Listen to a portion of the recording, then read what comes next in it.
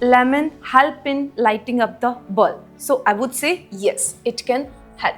Okay, how it can help, bacho? See, in lemon, everybody knows there will be citric acid. Okay, citric acid, and this citric acid behaves as an electrolyte. Okay, so electrolytes are basically those substances which do contain the ions which help in the conduction of the electricity. Okay, so when you will take lemon juice and will put two electrodes into it, one will be acting as anode and another will be acting as cathode. Okay, so this shell basically will behave as a galvanic shell. It will be behaving as a galvanic shell, and in galvanic shell, what happens exactly? In galvanic shell, there will be production of the electrical energy from the chemical energy. Okay, so here we have taken two anodes which are placed inside the lemon, where citric acid will be acting as a electrolyte. Okay, so this is, I'm saying, zinc electrode, and this is copper electrode. Okay, so zinc, it will be having a lower reduction potential, so it will get oxidized into zinc 2 positive, and here 2 electron will be released. Okay, and these two released electron will be traveling to the cathode, that is the copper electrode, with the help of the external wire,